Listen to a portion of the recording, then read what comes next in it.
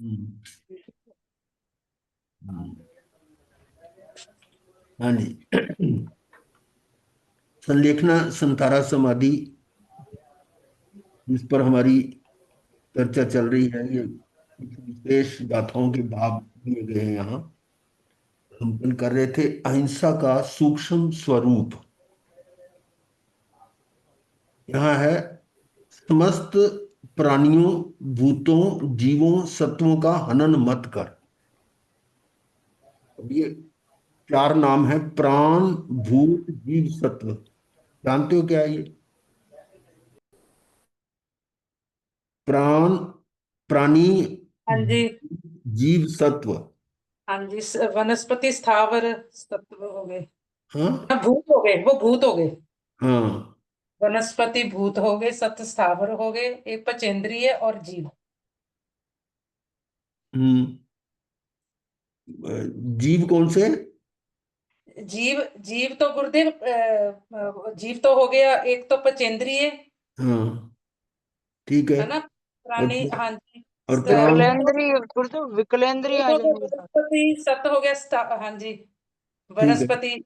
हाँ हाँ, जी, स्थावर। ये प्राणी प्राण जो है ना, ये लिया गया है विकलेंद्री के लिए। केंद्रीय ब्रह्मी, बाकी। चंद्री, चौरिंद्री तीनों आते हैं प्राण में, प्राणियों में। और भूत आता है वनस्पति। और जीव है पचेंद्री। और सत्व स्थावर, पृथ्वी, पानी, अग्नि, वायु। ये वनस्पति यहाँ आ गया, बाकी चार जो स्थावर रहेंगे वो यहाँ आ गए। और इसको दूसरे तरीके से भी प्राण, भूत, जीव, सत्व कहा है कि प्राण है जिसमें द्रव्य प्राण है, उनको प्राणी कहा। भूत जो सदा रहने वाला है, तीनों काल, भूत, वर्तमान, भविष्य तीनों में है। जीव जो जीवित रहता है। और सत्व जिसका कभी, यानी पर्याय बदलने पर भी जिसका नाश नहीं होता, वो आत्मा कह लो। इस तरह से भी है। यहाँ मैं आपको दिखाता हूं। शायद ये आचार्य सूत्र में था। हम्म, ये ये देखिएगा। 10 प्रकार के प्राण युक्त होने से इसको प्राण कहते हैं। 10 प्रकार के प्राण है ना ये। सबके 10 नहीं होते, लेकिन टोटल 10 तो है ही। ये 5 इंद्रियों के हो गए, 3 योगों के हो गए, एक श्वासोश्वास, एक आयुष।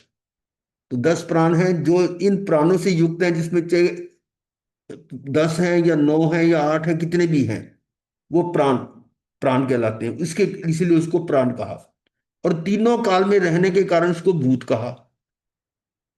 और आयुष कर्म के कारण जो जीता है, जीव। और वेद पर्यायों का परिवर्तन होते हुए भी आत्म द्रव्य की सत्ता में कोई अंतर नहीं आता। सत्ता मतलब जो त्रिकाल सत्य है, वो सत्व कहलाया। और जो दूसरा भी आपने बताया था वो था ये प्राण, प्राणद्वी त्रिचतुष, यानी द्विंद्री, तेंद्री, चौरिंद्री जीवों को प्राण कहा। वनस्पति को भूत। और जीव, जीव है जो 5 इंद्रियों वाले हैं, उनको जीव कहा।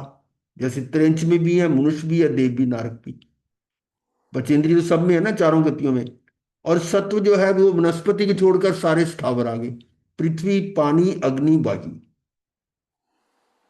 इस तरह से है ये। और अब आप देखेंगे यहां क्या चल रहा है: समस्त प्राणियों, भूतों, जीवों, सत्वों का हनन मत कर। उन पर किसी पर भी बलात् शासन मत कर। ना किसी को दास बना, ना किसी को परिताप दे, ना किसी के प्राणों का विनाश कर। ये यहां अभी मैंने निकाला हुआ था ना पेज, ये था 250। ये था, ये था कि किसी का हनन मत कर। ये था। हम्म, हाँ, इसी गाथा में था। ये वाला कि तू वही है जिसे तू हनन योग्य मानता है। तू वही है जिसे तू आज्ञा में रखने योग्य मानता है। तू वही है जिसे तू परिताप देने योग्य मानता है। इस तरह से तू वही है जिसे तू दास बनाने हेतु ग्रहण करने योग्य मानता है, तू वही जिसे तू मारने योग्य मानता है, अर्थात इनका हनन मत कर। यही भाव यहां आ रहे हैं कि इनका किसी भी का भी हनन मत कर, उन पर किसी भी पर भी बलात् शासन मत कर, ना किसी को दास बना, ना किसी को परिताप दे, ना किसी के प्राणों का विनाश कर।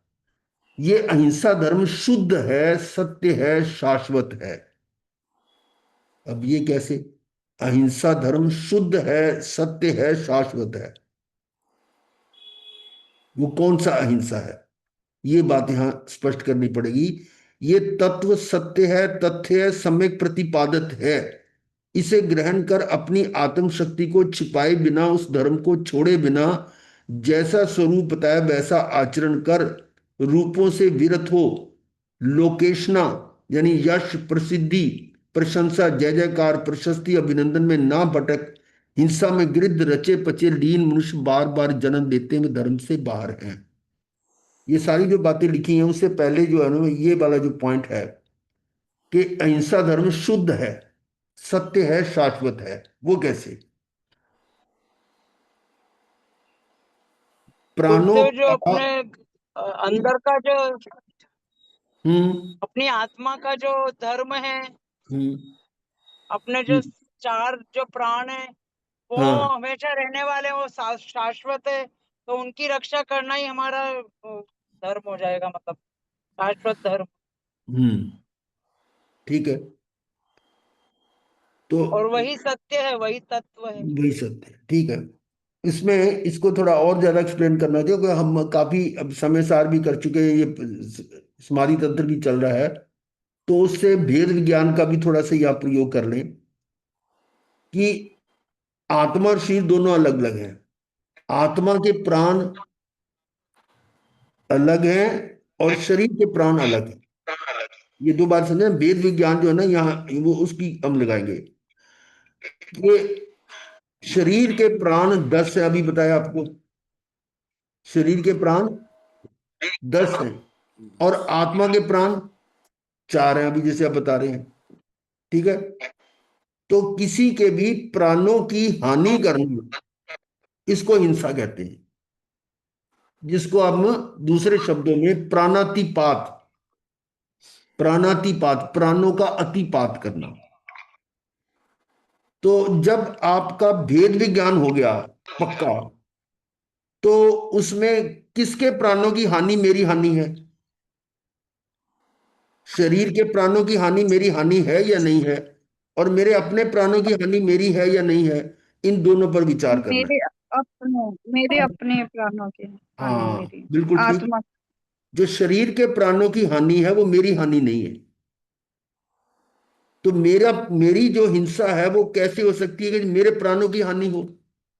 अच्छा, दूसरी बात और है कि मेरे प्राणों की हानि को दूसरा कर ही नहीं सकता।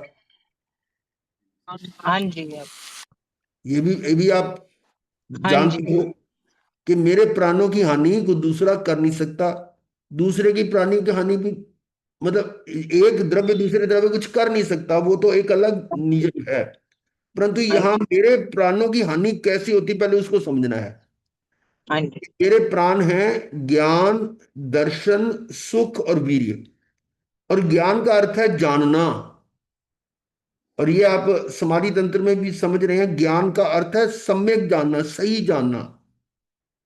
जानना तो है, जानने तो एक निगोद का जीव भी जानता है, सुख दुख की अनुभूति करता है वो भी। सुख दुख का जो अनुभव कर रहा है वो जान रहा है, इसलिए उसको जीव कहते हैं। जीव की पहचान ही है जो सुख दुख का अनुभव कर रहे हैं, उसको जीव कहते हैं। तो वो तो निगोद से लेकर सारे जितने भी जीव हैं वो सुख दुख का अनुभव कर रहे हैं। इसका अर्थ है कि जान तो रहे हैं वो। जानने का गुण, जाननपना, ये तो हर जीव में है। परंतु वो जानना जो सही है वो ज्ञान कहलाता है। अब सही क्या है? अपने आप को जानना कि मैं आत्मा हूं और मैं पर से भिन्न हूं। पर यानी पर मैं नहीं हूं, ये जानना ज्ञान है। ठीक है, ये बात समझ में आ गई कि स्व और पर का जानना ये ज्ञान है। और स्व को स्व जानना और पर को पर जानना, सुबह एग्जांपल दी थी ना, वो अपना और पराय की। याद है ना, पराया धन किसको कहते हैं? वो हाँ एग्जांपल जी, दी थी। लड़की को, हाँ, शरीर आप को। लोग, लड़की के साथ। नहीं, पहले तो आपने बड़ा एकदम चौंक के कहा था ना, बेटी बेटी कोई फर्क नहीं होता, कोई नहीं होता, ये सब ठीक है, ये बातें तो हैं। गुरुदेव, परंतु ये तो पता है कि ये बेटी तो अपने घर जा रहने वाली है नहीं, वो तो अपने घर जाएगी, ये तो पराया धन है। जन्मते ही आपके, उनके प्रति, उसके प्रति आपके भाव, ये तो पराया धन है, और वैसे ही रखते हो। हाँ जी, हाँ जी। अब यही भाव यहां रखो, ये शरीर जो है ये पराया है। क्योंकि मैंने सुबह बताया था ना कि ऐसा बार बार क्यों बताया था, बेटी तो पराया धन है। और जब मान लो बेटा कुछ कुछ करता है और बेटी कुछ ज्यादती कर रही है, तो बच्चे बेटे को समझाते हैं कि कोई बात नहीं, ये तो पराया धन है, इसे रहने दो भी। मतलब बेटी के प्रति इतनी हमदर्दी होती है कि तो पराया धन है। तो ये सुन सुन कर बेटी भी कई बार कहते मैं पराया, पर मैं तो बराबर के हक बारी हूँ, ये उनको आजकल जमाना ऐसा है। परंतु माँ समझती है कि ये जो बार बार उसको सुनाया जाता है कि पराया धन है, ये जो जोर का झटका लगना था वो धीरे धीरे लग रहा है। कि अगर उसके साथ ज्यादा मोह बंध गया, तो जब एक दिन छूटेगा तो उसको वो बर्दाश्त नहीं कर पाएंगे। इसी तरह से हाँ हमारा जो है ना, शरीर के प्रति जो है ये पराया है, ये ये सदा याद रहे, तो छूटने पर वो झटका नहीं लगेगा। ठीक है ना, ये तो है पराया है। अब इस तरह का पराय पराय को पराया जानना और अपने को अपना जानना, इसको कहते हैं ज्ञान। समझ आ गई बात? ये मेरा ज्ञान गुण है, मेरा ज्ञान प्राण है, मेरा ज्ञान भाव है। आत्मा के भाव प्राण है, ये पहला ज्ञान। और जब मैं अपने आप को ना जानकर और पराय को अपना मान रहा हूं, तो उसको क्या कहेंगे? इस ज्ञान के ऊपर पर्दा पड़ गया, ज्ञान पर आवरण आ गया, अज्ञान हो गया। ठीक है, वो जो मेरे ज्ञान गुण की हानि हो रही है, ज्ञान ज्ञान को प्रभावित कर रहा है, तो इसलिए मेरे वो ज्ञान गुण की हिंसा हुई। समझ आ गई बात? ये मेरे मेरे भाव प्राण की, और वो किसने की? मैंने खुद। मैं ही अज्ञान में जाकर अपने ज्ञान की हानि कर रहा हूं, कोई दूसरा नहीं कर रहा। इसलिए कहा था कि अपने मेरे जो निज प्राण है, भाव प्राण है, उनकी हिंसा कोई दूसरा नहीं कर सकता, वो मैं ही करने वाला हूं। तो ये बात आप अभी तक अच्छी समझ आए थे कि मेरे अंदर किसी का इंटरफियरेंस नहीं है, मैं पूर्णतः स्वतंत्र स्वतंत्र हूं।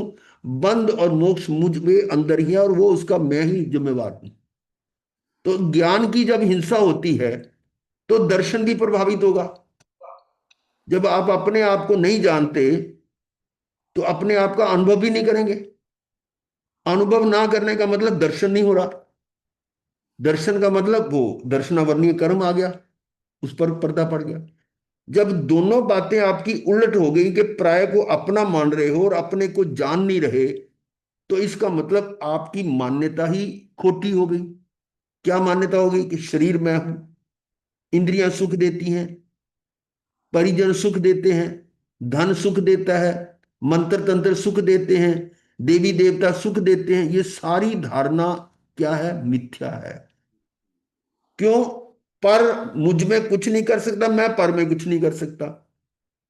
और जब ये भ्रांति होगी कि पर मैं ही हूं, तो मान्यता भी उल्टी हो जाएगी कि वो फलानी देवी का मैंने मत्था टेका, मेरा काम हो गया। क्यों? मान्यता जो पहले से अज्ञान है और अदर्शन है, इसके कारण ये मान्यता खोटी होने से आपका ये जो दर्शन मोहनीय कर्म, वो उसने कवर कर लिया। दर्शन मोहनी के कारण जो आपके अनुकूल है उसके प्रति राग, और जो प्रतिकूल है उसके प्रति द्वेष करके चरित्र मोहनीय भी हो गया।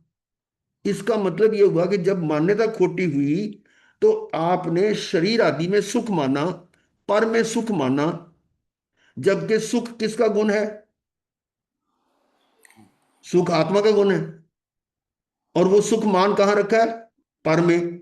कि शरीर सुख देता है, परिजन सुख देते हैं, धन सुख देता है, देवी देवता सुख देते हैं, ये वो मान्यता उल्टी होगी ना।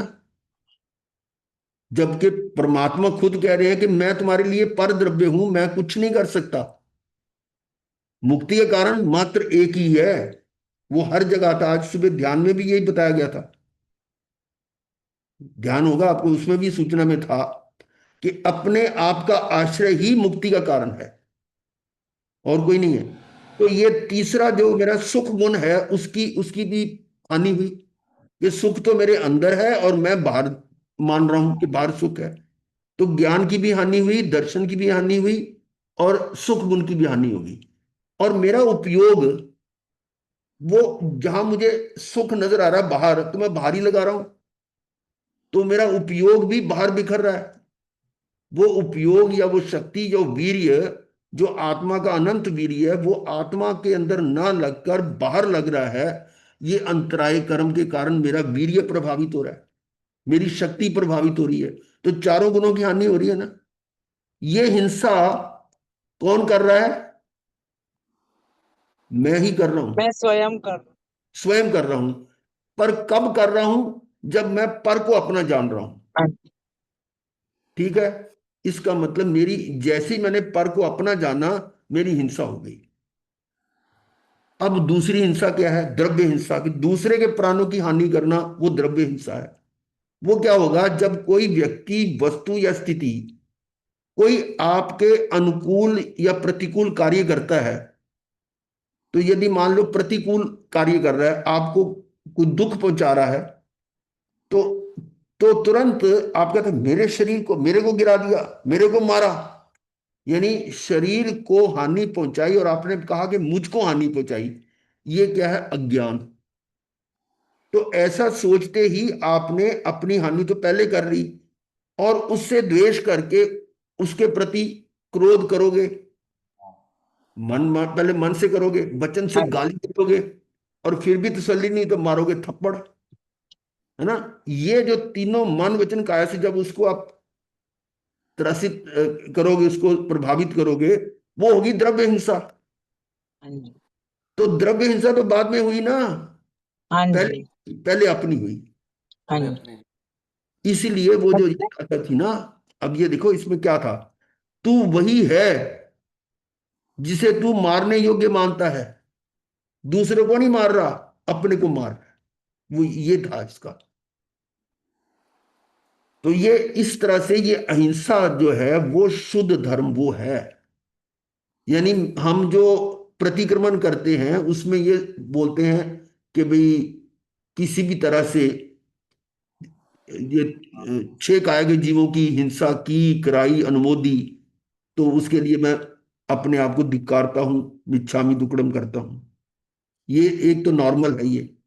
लेकिन वास्तविक जो प्रतिक्रमण क्या है वो हम करते हैं कि राग आदि भावों में जाकर, राग आदि भावों में, राग आदि भाव का मतलब राग देश के चल जाकर, मैंने अपने भाव प्राणों, यानी ज्ञान दर्शन सुख वीर्य की हानि की। उसके लिए मुझे धिक्कार है, धिक्कार है, ये प्रतिक्रमण करते हैं। साधु के प्रतिक्रमण में ये भी आता है कि राग आदि भावों में जाकर, राग आदि भावों के कारण मैंने अपने ही भाव प्राणों की, यानी ज्ञान दर्शन सुख वीरों की हानि की, उसके लिए आलोचना निंदना और करके अपने आप को धिक्कारते हैं। उस दृष्टि से वो जो है ना, वो अहिंसा, वो शुद्ध धर्म है, वो अहिंसा धर्म है, परमो धर्म है। और जो दूसरे के प्राणों की रक्षा करना, वो अहिंसा नॉर्मल वाली वो है, द्रव्य द्रव्य अहिंसा है। ये भाव अहिंसा है। तो भाव अहिंसा जो वो शाश्वत है, यहां ये आ रहा है। ये अहिंसा धर्म, धर्म तभी बनेगा जब आत्मा का होगा। धर्म शब्द से आप समझ लीजिए, धर्म का मतलब आत्मा। तो जब आप आत्मा में स्थित हो गए, आत्मा में ठहर गए, तो बोलो आत्मा के प्राणों की रक्षा होगी ना, होगी। हाँ जिस जी। समय आप अपने आत्म के भावों में हो, तो आपकी रक्षा होगी। वो अहिंसा धर्म है। मेरे ख्याल काफी क्लियर हो गया होगा अहिंसा धर्म क्या है। और अहिंसा परमो धर्म जो है ना, ये शब्द हमारा उद्धार का है। हमारे आगमों में अहिंसा परमो धर्म नहीं है, अहिंसा धर्म ही है। ये सनातन में से लिया गया अहिंसा परमो धर्म वो। तो असल में अहिंसा धर्म जो है ना, वो यही है, अपने भाव प्राणों की रक्षा करना, वो अहिंसा धर्म है। वही शुद्ध है, वही सत्य है, वही शाश्वत है। ये तत्व सत्य है, तथ्य है, सम्यक प्रतिपादित है। सारी बात क्लियर है। इसे ग्रहण कर अपनी आत्म शक्ति को छिपाए बिना, इसे ग्रहण कर, किसको? अहिंसा धर्म को ग्रहण कर अपनी आत्म शक्ति को छिपाए बिना, उस धर्म को छोड़े बिना, जैसा स्वरूप बताया वैसा आचरण कर। अब ये कारण है कि हमें पूरी जानकारी ना हो, तो हम तो सिर्फ अहिंसा उसी को समझे कि प्राणी की रक्षा करना।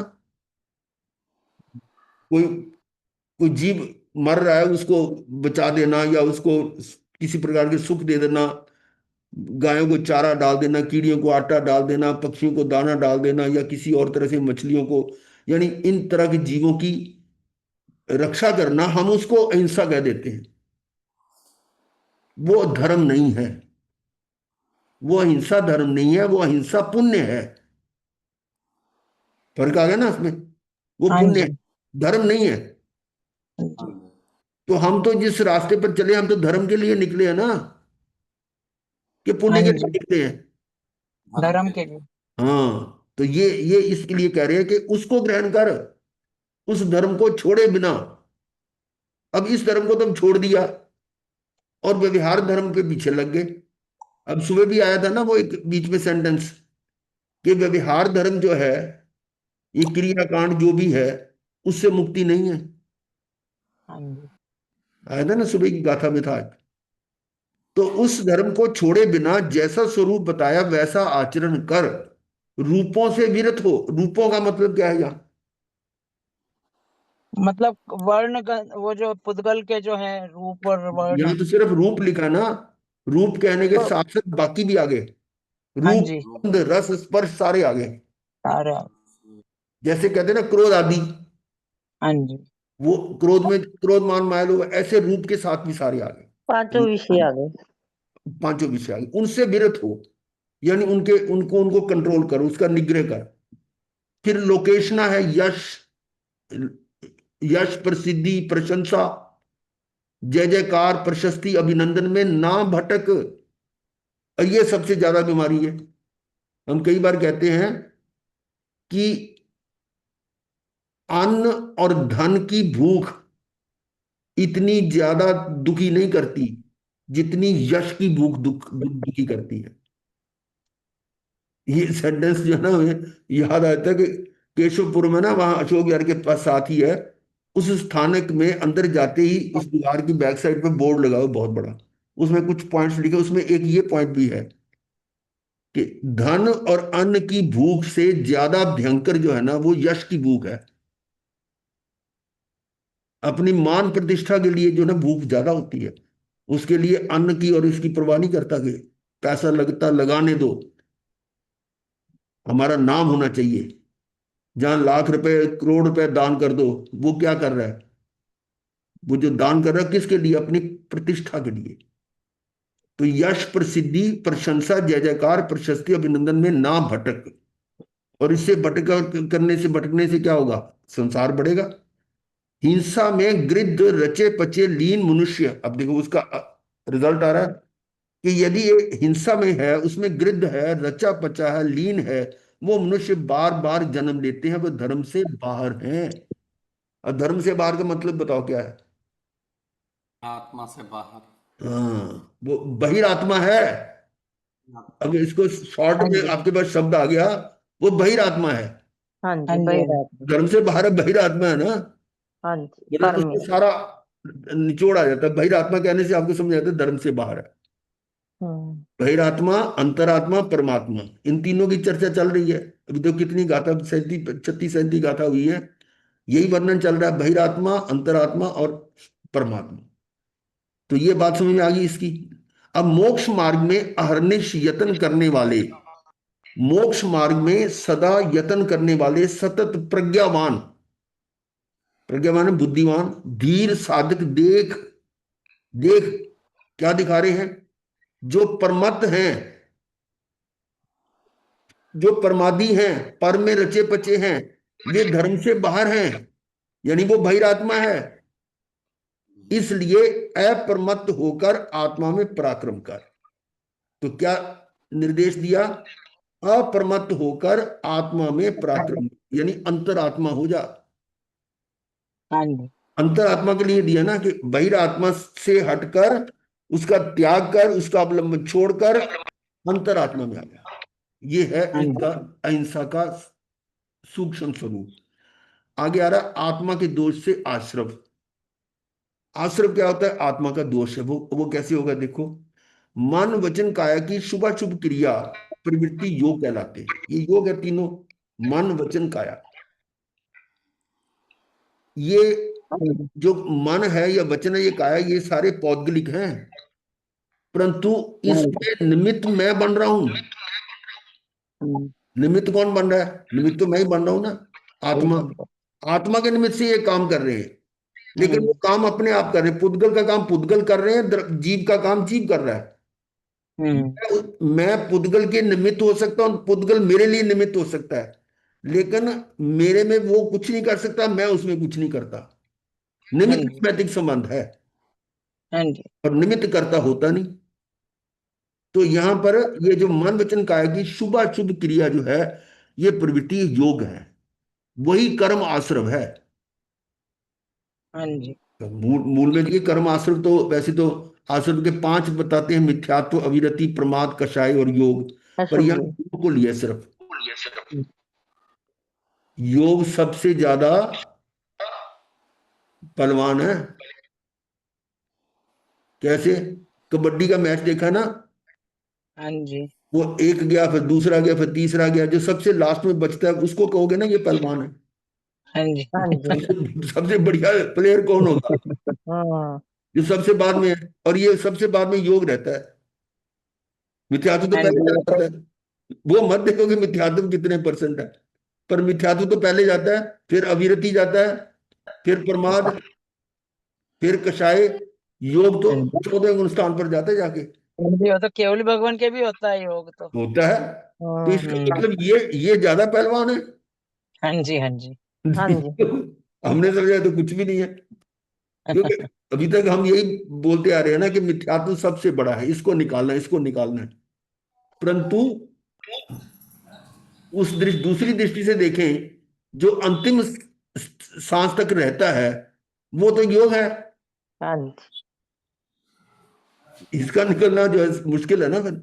तो मन वचन काया की शुभाशुभ क्रिया प्रवृत्ति योग कहलाते हैं, वही कर्म आश्रव है। 8 प्रकार के कर्म जिस मिथ्यात्ववादी स्रोतों से आते हैं, कौन कौन से स्रोत आते हैं उनको हम आश्रव कह देते हैं।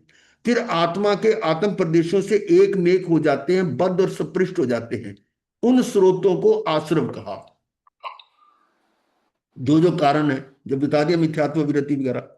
तो कार्मन वर्गना के पुद्गलों स्कंदों को आना आश्रव, और कर्म रूप परिणमित होकर आत्मा के साथ जुड़ना बंध कहलाता है। अभी आश्रव और बंध दो चीजें हैं।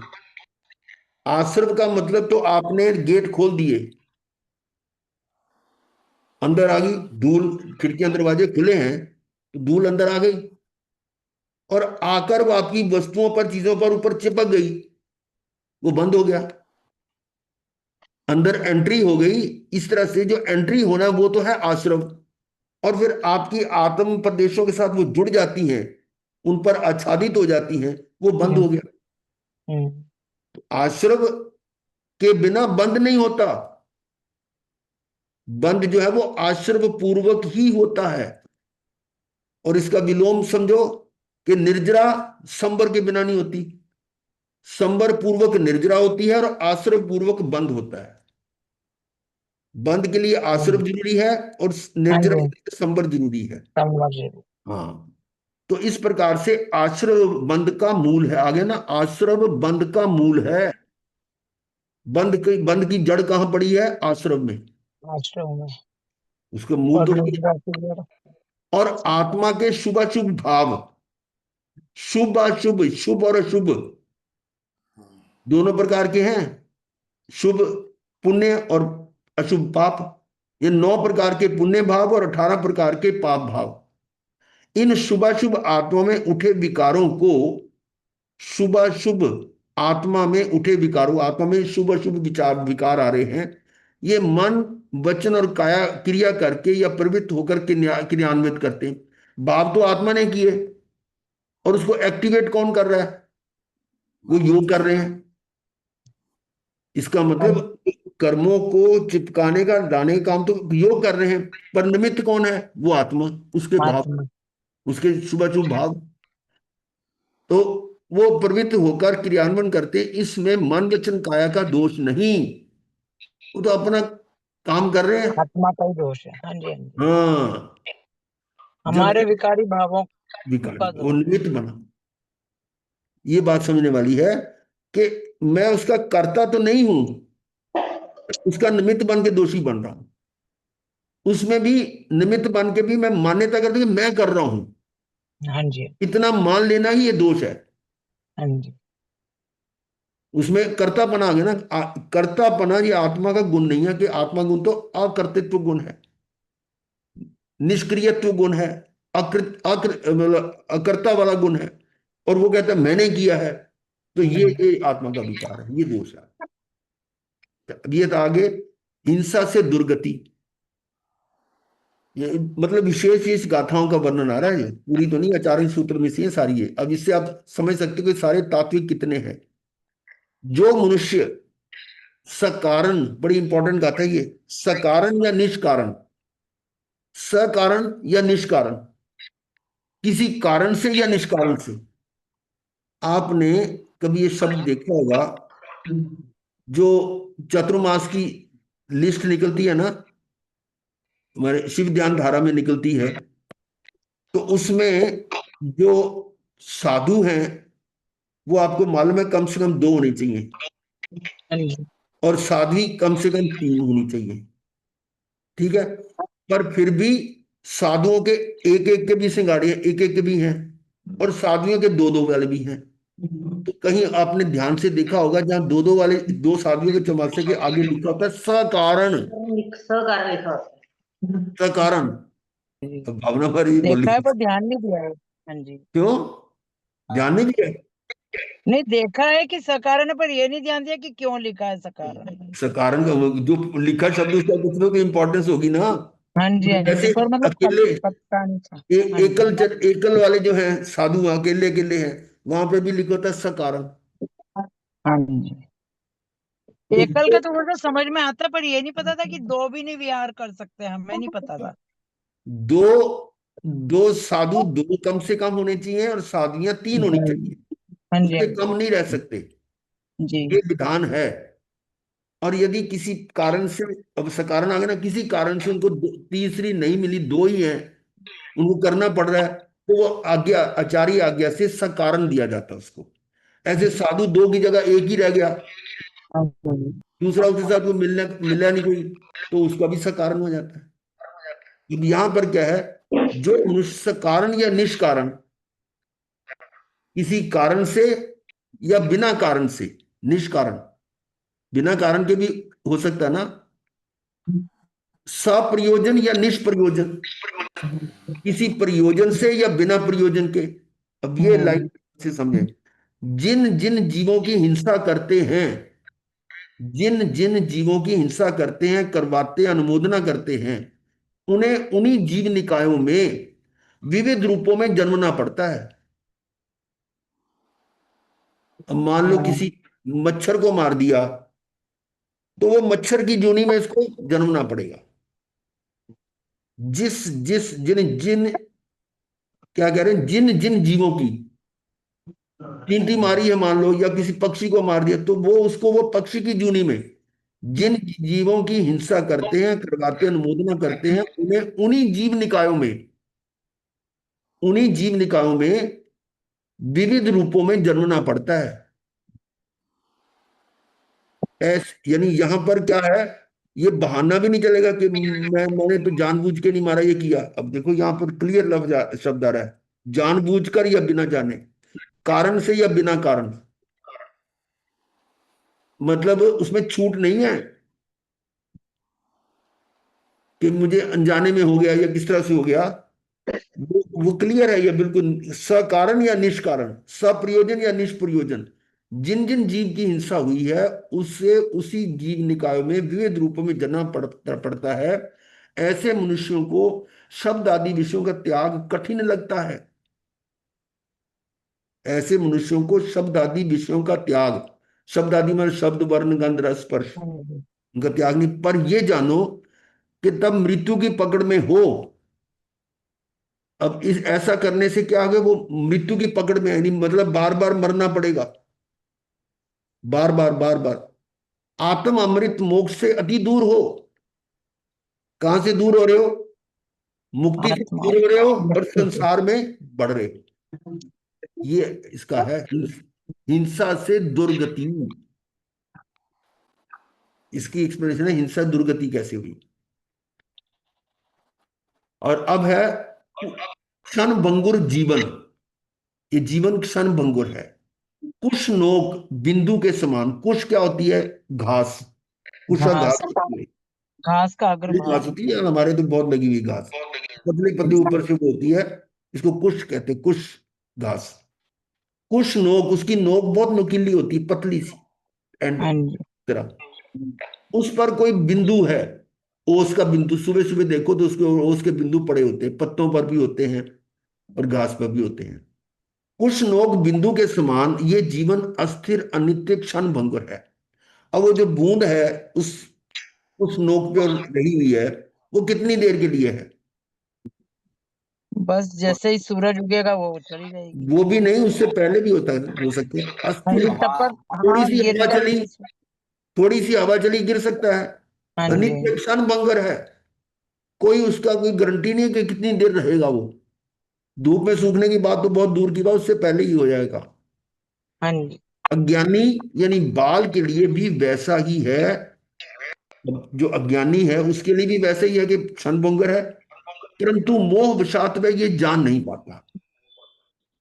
अब जिस तरह से वो बूंद क्षण भंगुर है, तो ये मेरा मेरा जो शरीर मेरे साथ है वो भी तो क्षण भंगुर है।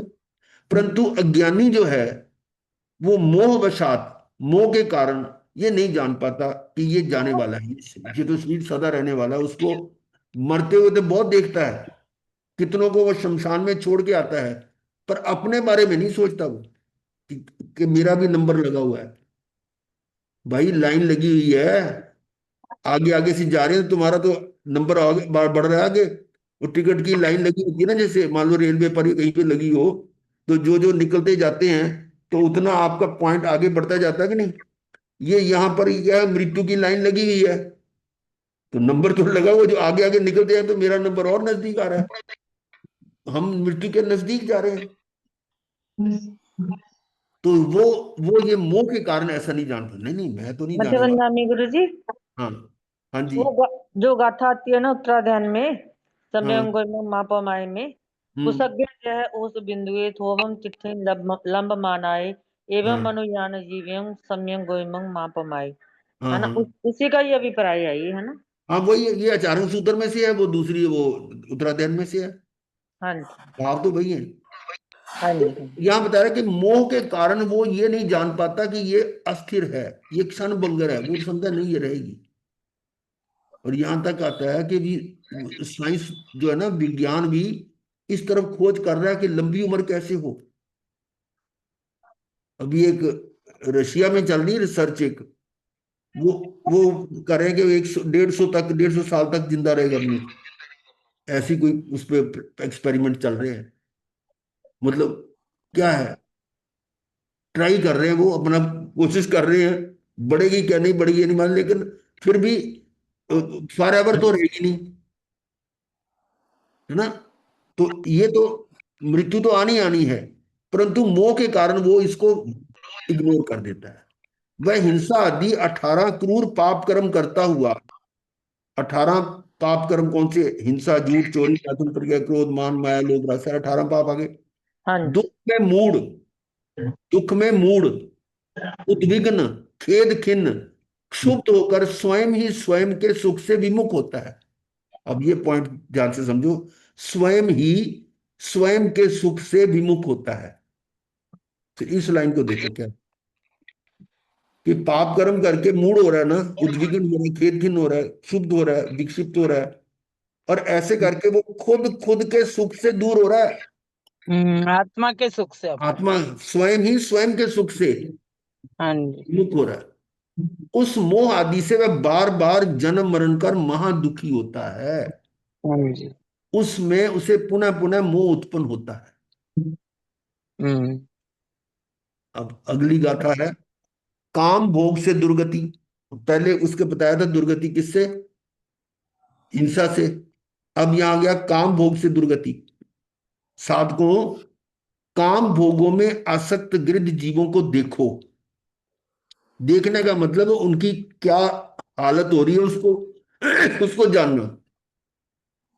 जो काम भोगों में आसक्त गृध जीव हैं, वे नरक क्रेंच आदि यातना स्थानों में पच रहे हैं। पच का मतलब क्या होता है?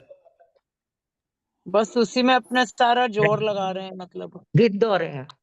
जैसे रच पच, रच या पना ये होता है। यातना में हाँ, उसमें दुख पच रहे, भोग रहे हैं, मतलब वहां पे। उसी में, उसमें लिप मतलब उसी में ही आनंद ले चक्कर रहे लगाए मग्न जा हो रहे रहे, हैं उसे ना। मगन हो, उसी में मग्न हो रहे हैं, मतलब मगन नहीं, उसी में धसे जा रहे हैं। धसे जा। नरक द्रेंच आदि यातना स्थानों में पच रहे हैं, उसी में जा रहे हैं बार बार। हम्म। नरक में जा रहे हैं और उन्हीं उन्हीं में खींचे चले जाते हैं। ये और क्लियर हो गया, उन्हीं उन्हीं में खींचे चले जा रहे हैं। वो क्या होता है, मान लो वो चक्की होती है ना, तो चक्की में आटा नीचे निकलता है, ऊपर वो बना होता है ना ऐसे, वो हाँ नहीं। कीप की तरह, उसमें वो गेहूं डाल देते हैं। अब वो चक्की चल रही है, तो वो दाने जो नीचे जा रहे हैं कि नहीं जा रहे, कहाँ जा रहे हैं, पिसने के लिए। इसके लिए शब्द है, वो दाने वहां पच रहे हैं उसके अंदर। समझ आ रही है ना कि वो उसी में जा रहे हैं। ऐसे ही जो जीव हैं जो इस तरह के पाप आदि करते हैं, वो भी ऐसे नरक में पचे जा रहे हैं, उसके धसे है वो। जैसे वो गेहूं के दाने, वो आपके उसमें चक्की के अंदर पच रहे हैं, जा रहे हैं, खींचे चले जा रहे हैं, वो खींच रहे हैं ना उसको। हाँ ऐसे जी। ये मतलब पच का, कि वो नरक में खींचे जा रहे हैं। यानी वो नरक क्रेंच आदि यातना स्थानों में पच रहे हैं, उन्हीं उन्हीं में खींचे चले जा रहे हैं। इसीलिए उनका संसार प्रवाह में उन्हीं स्थानों में बार बार बार बार जन्म मरण होता है। और जो अल्प या सूक्ष्म परिग्रह में मूर्छित हैं, अल्प या सूक्ष्म परिग्रह में मूर्छित है, वही उसके लिए महाभय का कारण बन रहा है। थोड़े से भी परिग्रह में अगर मूर्छित हैं, मूर्छित की बात आ रही है, वही उसके लिए महाभय का कारण बन रहा है। ये है। अभी बात कर रहे थे बंध और मोक्ष तुझ आत्मा में ही है। बंध व मोक्षो तुझ तुम्हारे आत्मा में ही है। उसका वर्णन आ रहा है, मैंने सुना है वह मेरी आत्मा में स्थिर अनुभूत हो गया है। ये तो उत्तराधीन सूत्र का है शायद। वह तुम मुझसे सुनो। हाँ, उत्तराधीन नहीं है। मैंने सुना है वह मेरी आत्मा में स्थिर अनुभूत हो गया है, वह तुम मुझसे सुनो। बंध और मोक्ष तुम्हारी आत्मा में ही है। अब देखिए यहां पर पॉइंट जरा ध्यान से समझें। मैंने सुना है, यहां तक तो ठीक है। फिर आगे वाली लाइन को जरा ध्यान से पढ़ो। वह मेरी आत्मा में स्थिर अनुभूत हो गया है। इसका क्या मतलब है? जो मैंने सुना वो मेरी आत्मा में स्थिर हो गया, अनुभूत हो गया, आत्मसात हो गया, हाँ जी, वो मेरे को मेरे अनुभव अनुभव में में आ आ गया। गया, मतलब। हाँ और जी। वह तुम मुझसे सुनो। हम्म। अच्छा, अगर हम ये वाली बीच का पैरा छोड़ दिए, लाइन छोड़ दें, हम्म। वह मेरी आत्मा में स्थिर अनुभूत हो गया है, ये छोड़ दो। अब इतना कहते हैं मैंने सुना है, वह तुम मुझसे सुनो। नहीं, बताओ क्या फर्क आ गया? तो वो उतना इफेक्टिव ही नहीं, मतलब वो असर ही नहीं करेगा किसी के ऊपर, सुनने मतलब वाला कोई कह सकता विश्वास है, भी नहीं करेगा। सुनने वाला कह सकता है मैंने नहीं सुनना। हाँ जी। हाँ जी। वो अगर कहेंगे ये आपको महसूस हुआ है तब आप हमको बताओ ना, मतलब वो ये सोचेगा सुनने वाला। वह सुधर्मा स्वामी ने ऐसा बोला कि मैंने सुना है और मेरी आत्मा में स्थिर अनुभूत हो गया है। हाँ अगर ये ऐसा शब्द ना बोलते तो जम्बू स्वामी कह सकते थे मुझे नहीं सुनना। हाँ जी। इसकी इंपॉर्टेंस समझो कि कोरे शब्द सुन के और उसको आगे आपने बोल दिया, उड़ेल दिया, उससे हम्म खुद उसने अनुभूत किया है। ये आचार्य सूत्र के अंदर भी ऐसा आता है कि जो आत्मों का रहस्य आगमज्ञ मर्मज्ञ है तो वही प्रवचन कर सकता है। वही मतलब यहाँ है। हम्म इसलिए मैं कह रहा हूँ ये लाइन जरा ध्यान से है कि वह मेरी आत्मा स्थिर अनुभूत हो गया, वह तुम मुझसे सुनो।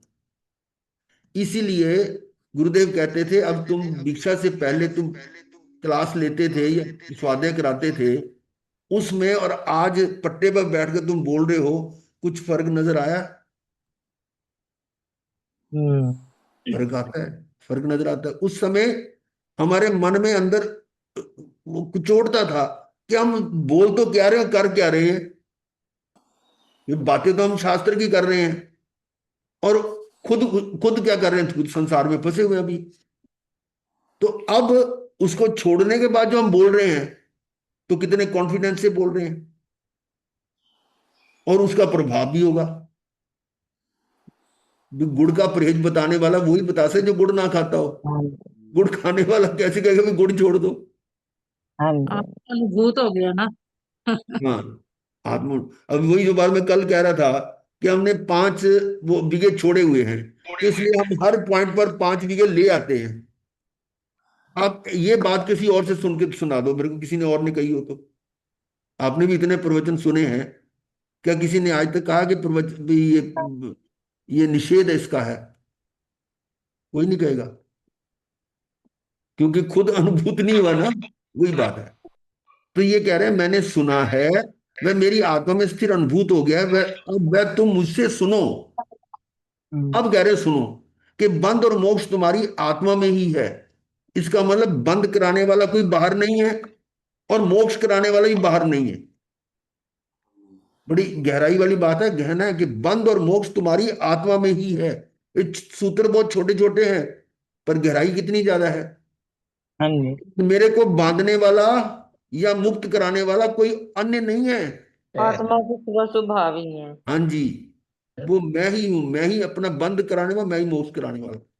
हम्म वो तो भगवान बार बार कह रहे हैं कि नहीं, समय सारा निचोड़ यही है कि आत्मा का आश्रय ही मोक्ष का कारण है।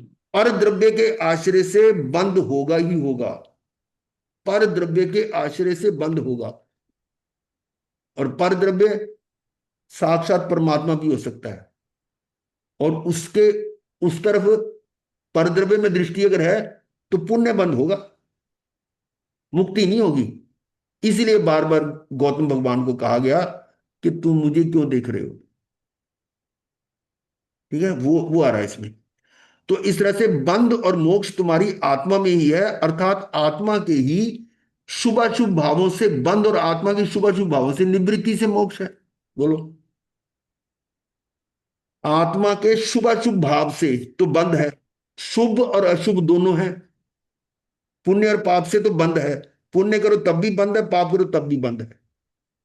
और आत्मा के शुभाशुभ भावों से निवृत्ति, हम्म उसे हाँ निवृत्ति जी। है।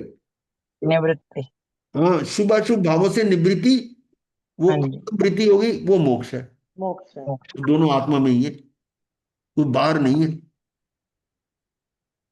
मुझको कट कहाँ ढूंढे रे तू तू तू तो मेरे अंदर है, वो ऐसा एक आता है ना, मोको के ढूंढे, मैं तो तुम्हारे मुझको मुझको कहाँ को ढूंढे बंदे, मैं तो तेरे पास रे।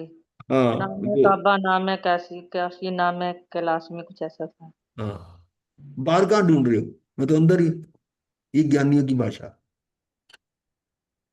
फिर आगे है विरत अनगार, अपरिग्रह वृत्ति से क्षुधा पिपासा परीक्षा को दीर्घ काल तक सहे। ये कुछ आदेश है। विरत, जो इस रति अरति से अलग हो चुका है। व्रत, अनगार, अनगार का मतलब जो अब गृहस्थी को छोड़ चुका है। और अनगार को निर्ग्रंथ भी कहा है। हाँ जी। ग्रंथ, ग्रंथ कहा है गांठ को, गांठ हाँ का जी। परिग्रह को। हाँ जो जी। परिग्रह से छूट चुका है वो निर्ग्रंथ है। निर्ग्रंथ है। तभी तो हम कहते हैं कि हम भी धोखे दे रहे हैं, हम भी कहाँ निर्ग्रंथ है। परिग्रह तो है, हम्म, पर परिग्रह के साथ, उसके साथ अगर मूर्छा है ना, वो परिग्रह है। ये भी ये भी सोचना है हम्म, कि भरत चक्रवर्ती 6 खंड का अधिपति, उसका स्वामित्व करने पर भी उसके साथ उसका मूर्छा भाव नहीं था, इसलिए वो अपरिग्रही था। और यदि हमारे पास भी ये कुछ भी है, अगर उसके साथ मूर्छा भाव नहीं है, तो अपरिग्रह वृत्ति, ये आगे ना, अनगार अपरिग्रह वृत्ति। अपरिग्रह वृत्ति क्या होगी? कि उसके प्रति आसक्ति, मूर्छा ना हो। ठीक है। इससे क्षुधा पिपासा परीक्षा को दीर्घ काल तक सहे। मतलब नामी गुरु जी, हाँ जी।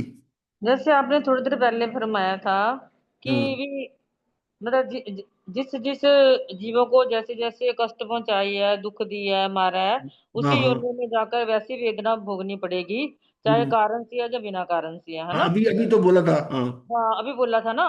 तो फिर हाँ भरत चक्रवर्ती जैसे राजा थे, तो उन्होंने तो मतलब राजा बन के कितनी मतलब ऑर्डर से कितनी मतलब वह राजा बन के कितने दोष पाप लगते हैं, पर वो हाँ इतनी जल्दी कितने कैसे मुक्त हो गए। हाँ, वो बिल्कुल ठीक कहा आपने। और वो कितने कितने अंश तक छूट चुके थे, ये भी देखो ना। वो क्षायक संकिति थे, हाँ जी, अनंतानुमति क्षाय वो कर नहीं सकते थे। हाँ जी, हाँ जी। इस दृष्टि से इतना तो वो वीतरागता थी उनमें। तो मैंने भी बोला था। जिस लेवल पर, जिस गुण स्थान पर वो थे, उसके अनुसार उनकी जो वीतरागता थी वो बढ़ती जा रही है, और मोह कम होता जा रहा है। हाँ चौथे जी, स्थान से पांचवें, छठे, सातवें, ऐसे करते करते जो जो अगला गुरु स्थान आता है, उसकी वीतरागता बढ़ती जाती है, और मोह कम होता जाता है। तो मोह हम्म, कम होने का मतलब आसक्ति कम हो रही है, और परिग्रह कम हो रहा है। वो भावों से बात आ रही है ना उसमें। हाँ जी, तो यहां पर भी ऐसे ये जो अर्जुन। जीव की हिंसा हो रही है ना, जिन जिन जीवों को मारा जा रहा है, उसमें भी आप ये समझो कि मारने के पीछे आपके भाव क्या हैं। हाँ जी, वो उस तरह से भी सोचना पड़ेगा। हाँ जी। एक अब गुरु एक जी रोज ही जैसे फ्लैश वगैरह आ जाते हैं समुद्र हाँ, जीवों का, कच्चे पानी का, और रोज हाँ, हमें दोष लग रहा है, तो ना चाहते हुए भी लग रहा है वो। लग रहा है। मैं तो अभी मैं क्या कह रहा हूं कि हम हमें यहाँ अनगार शब्द पढ़कर एकदम अंदर में आता है कि हम अनगार हैं कहाँ। हाँ जी। अगर हम हमारे निमित्त से खाना बन रहा है, वहां भी सारे 5 स्थावरों की हिंसा हो रही है। हो रहे, वही तो बात कर रहा हूँ। लेकिन यहाँ पर उसमें जितना भी विवेक कर सकते हो, जितनी भी निरासक्त हो सकते हो, कि जैसा जैसा बना उस पर प्रतिक्रिया ना करके अपना काम चला रहे हो।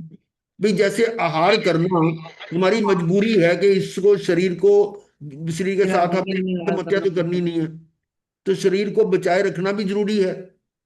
उस दृष्टि से कि शरीर को कुछ ना कुछ भाड़ा देना पड़ेगा, इसी तरह समझ के कि अब यह जिस सिचुएशन में हम हैं, तो हमें इसको कुछ ना कुछ देना ही पड़ेगा, आहार पानी देना पड़ेगा।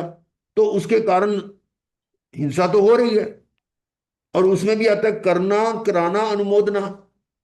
हम खुद खाना बना रहे हैं, या बनवा रहे हैं, या उसकी अनुमोदना कर रहे हैं, है तो कर्म बंध तो है ही, तीनों में है।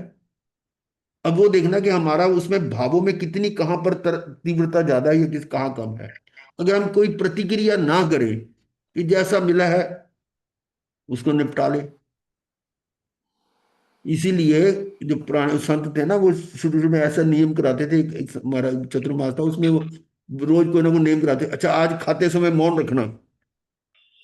अब देखो उसका क्या है फर्क, मौन रखना। जब खाते समय मौन हो गए, फिर तो अब इसकी प्रतिक्रिया कहां बिरयानी से करोगे? होगी नहीं फिर।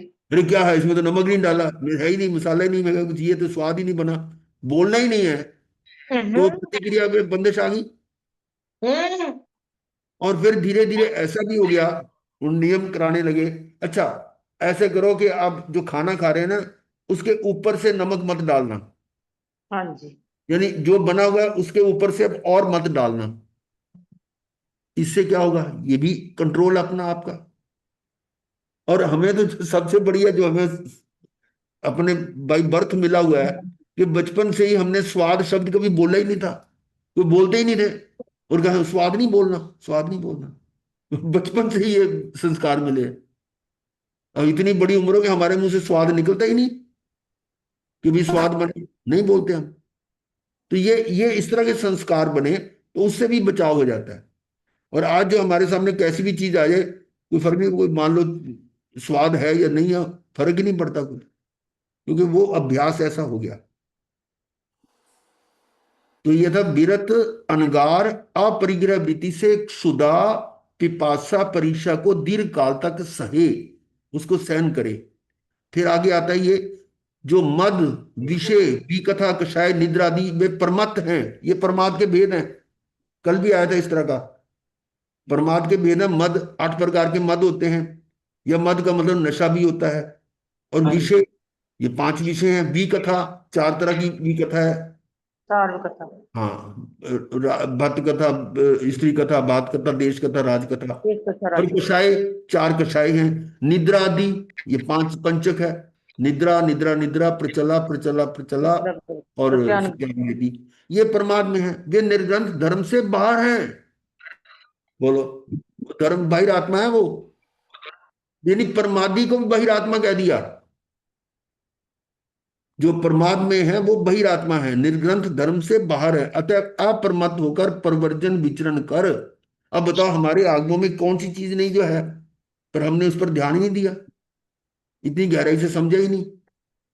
तो इस परिग्रह निवृत्ति रूप मुनि धर्म का सम्यक परिपालन कर। परिग्रह निवृत्ति रूप, यानी मुनि धर्म में परिग्रह निवृत्ति का आया, अपरिग्रही हो, मुनि धर्म का सम्यक परिपालन कर। यानी जो चीज आपके पास है कम से कम हो और उस पर भी आसक्ति ना हो। इसीलिए हमारे साधुओं के लिए ना, अपने किसी भी चीज को ताले में नहीं रखते, चाबी वगैरह, ताला चाबी नहीं लगाते।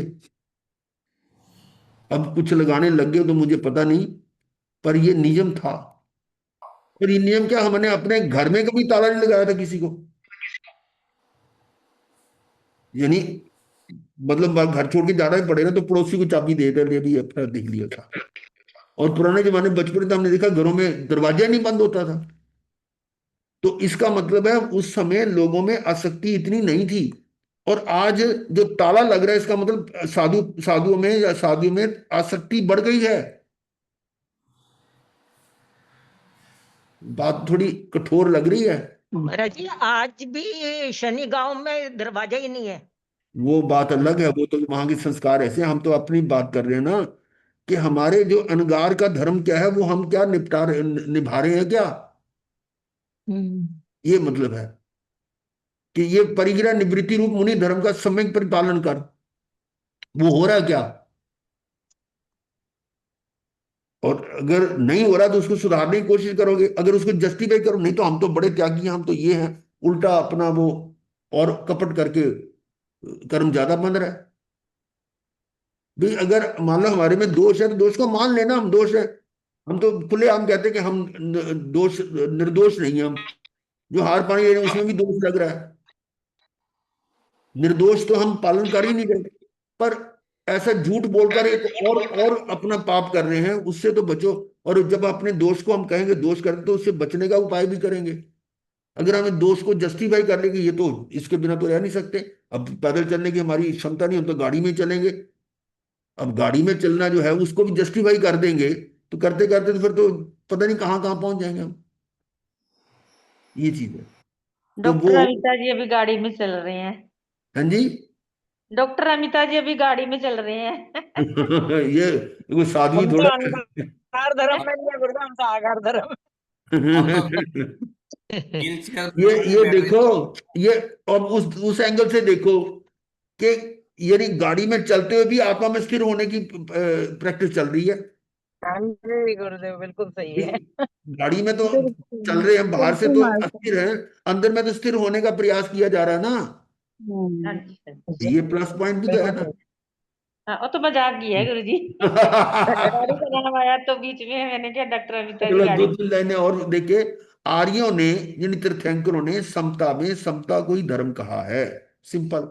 महावीर कहते हैं जैसी मैंने रत्नत्रय रूप संधि रूप धर्म साधना की है, वैसी अन्यत्र दुस्साध्य है। इसका क्या मतलब है? रत्न त्रय रूप, वो कौन सी साधना है? दर्शन, ज्ञान, चरित्र। हाँ जी, ये संधि है। संधि मतलब इनका युगपत, युगपत एक ही ज्ञान, मतलब से। दर्शन, ज्ञान, चरित्र, या एक तरह से तो आत्मा में ही यही हाँ यही जी, साधना है, और इसके अतिरिक्त और कुछ नहीं है। अगर आप इसको तीन को छोड़कर कोई और कहने नहीं, दानशील तप भावना से मोक्ष होगा, तो भगवान क्या कह रहे हैं? अन्यत्र दुस्साध्य है। हाँ जी। ये इसी में है, यही एक तरीका है, भाई ज्ञान साहब, दर्शन चरित्र नहीं। दुसाध्य मतलब दुसाध्य क्या? दुस्साध्य यानी जो साध्य साधना कठिन है, जिसको साधना साधना कठिन है। करना है। जो साधना कठिन है, मतलब कि उसको आप अपने लक्ष्य तक नहीं पहुंच सकते। ठीक है। जो साधा और नहीं जा सकता। हाँ, यानी साधना दुष्कर है जिसका। ज्ञान दर्शन चरित्र की एकता और अविरुद्धता रूप संधि साधना ये है। अतः मैं कहता हूं, अपनी आत्म शक्ति का गोपन मत करो। क्या मतलब? आत्मा की शक्ति अनंत है, अनंत अनंत हाँ जी, अनंत वो गिरी, वीर्य उसे शक्ति। प्रकट करो। हाँ जी, मोक्ष मार्ग की, मोक्ष की इस संवेद साधना में पराक्रम करो। ये दिया गया था निर्देश। तो आज का हमारा ये पूरा हाँ हुआ, जी। बहुत ही अच्छा था गुरुदेव तो साहब। समापन करते हैं।